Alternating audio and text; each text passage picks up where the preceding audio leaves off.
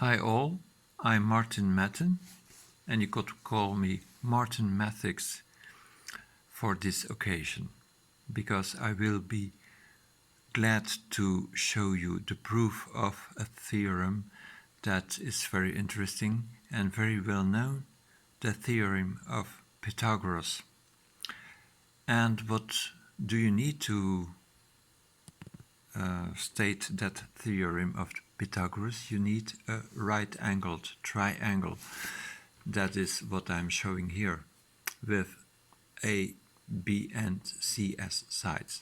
The C is called the hypotenuse. It is the longest side.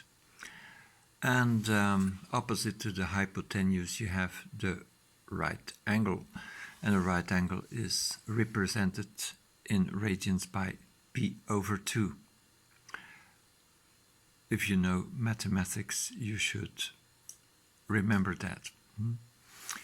Opposite to the A side you have the angle alpha, and opposite to the angle B you could say that this is an angle beta, but you could calculate that angle as a function of alpha, and it will be pi over 2 minus alpha.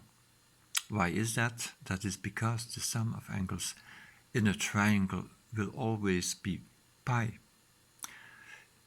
And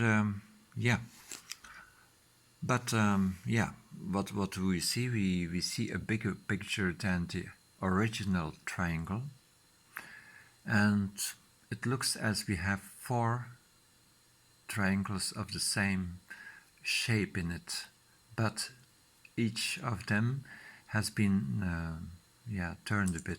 turned by 19 degrees, and together that picture forms a bigger square, and in that bigger square you recognize an inner square. And this is very interesting because we will get to relationships between A, B and C in an alternative way, because that is what we will need to make the proof, and it is a very amazing and simple way to prove the theorem of Pythagoras.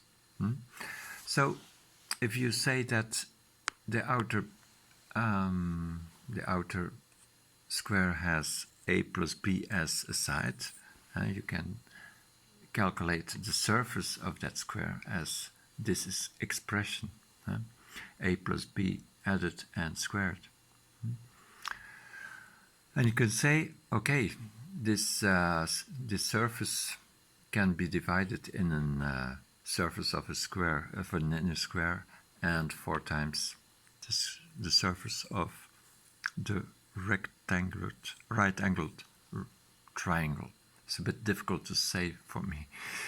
Okay, I had to say different times, but I still make mistakes. So 4 times this expression is the surface of the right-angled triangle. So working out the left expression will give you a squared plus b squared plus 2ab. Working out the right expression is leading to c squared plus 2ab as well. 2ab shows up here, 2ab shows up there, so it can vanish. And we get to the very simple form a squared plus b squared equals c squared. Well, this is really interesting. I had never seen that proof before in a school book as far as I can remember, but I have seen it on the internet, and I wanted to share it with you because that way I could exercise a bit my English spoken expression again, and I could show you my interest for mathematics. We all know that the theorem of Pythagoras is very widely used in many applications in physics and constructions. Okay, hope you liked it.